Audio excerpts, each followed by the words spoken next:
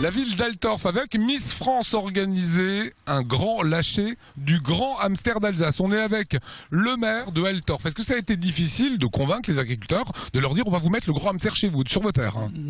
Ça n'a pas été difficile. Dans un premier temps, c'était difficile, mais dans un deuxième temps, il fallait engager un dialogue et le dialogue était difficile au départ. C'est un rongeur après tout. C'est un rongeur, c'est un nuisible. Donc dans les années 50 à 70, on les capturait et on touchait même 1 franc pour une femelle et 50 centimes pour un mâle. Donc ce qui a fait effectivement avec la culture intensive, mais les agriculteurs ont pris un peu le taureau par les cornes.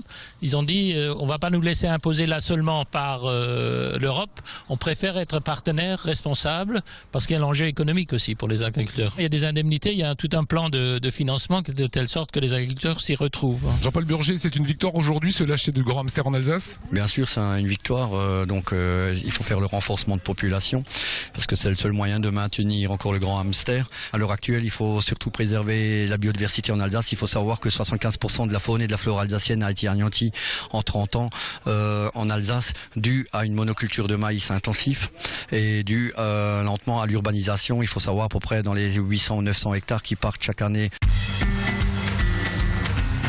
Alors là, on va relâcher le grand hamster d'Alsace, voilà, parce que la population a énormément baissé et puis qu'il est temps de le réintroduire. Donc je suis très contente de participer à l'événement. J'ai toujours été engagée pour les animaux, pour l'Alsace aussi, et le grand hamster d'Alsace, ça réunit un peu les deux. Alors on dit que c'est un nuisible quand même, il y a certains paysans qui en voulaient pas. Nuisible, nous sommes tous nuisibles pour quelqu'un, non, ou pour quelque chose, je pense. Et après, tout dépend de la quantité.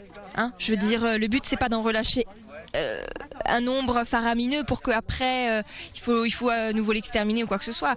C'est dans une proportion raisonnable pour que simplement les paysages alsaciens puissent récupérer une certaine partie de leur faune qui en ce moment il y en a beaucoup qui sont en voie de disparition. Donc voilà, on est en train de commencer avec le grand hamster d'Alsace. Jean-Yves Fosser, vous avez accepté qu'on introduise des hamsters sur vos parcelles. Pour quelle raison? Déjà, c'est une espèce menacée, donc il faut bien la protéger. Et pour la protéger, cette espèce, il faut bien que des agriculteurs ils acceptent de lâcher des hamsters. On sait aussi que c'est un nuisible. C'est un rongeur. Mais bon, il y a toujours quelques petits dégâts qu'il faut accepter. Est-ce que le fait qu'il y ait 500 € à l'hectare, ça participe au fait de se dire ok, je vais réintroduire aussi le hamster sur mes terres? Écoutez, chaque agriculteur fait comme il pense. Donc c'est pour ça que j'ai accepté de les lâcher.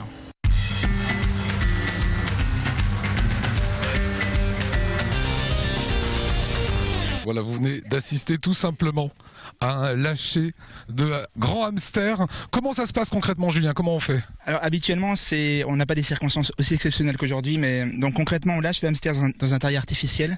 Il va s'acclimater quelques heures dans ce terrier, ensuite il va aller retrouver des congénères pour se reproduire. Et notre objectif est d'avoir une population sauvage de hamsters d'ici le mois d'octobre, prête à entrer en hibernation. Ils sortiront d'hibernation au mois de mars prochain et ensuite l'idée c'est qu'avec l'aide de l'ensemble des agriculteurs du village, on puisse avoir une population pérenne qui se développe. Qu'est-ce que ça apporte à l'écosystème? Écoutez, le hamster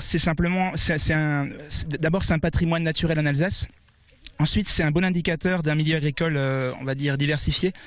Et sa protection permet également le retour de l'ensemble de la petite faune de plaine qui se fait rare depuis une quarantaine d'années. Delphine, on vous a vu lâcher là votre premier hamster. Faut souffler dessus, c'est ça? Faut souffler dessus, oui, pour lui dire va au fond.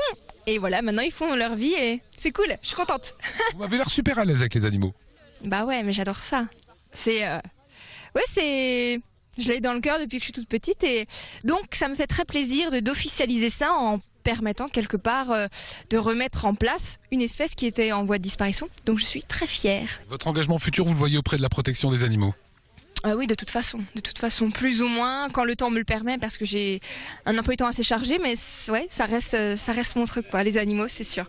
Voilà, c'est ce qu'on voulait vous montrer aujourd'hui. Dansez-vous sur 20.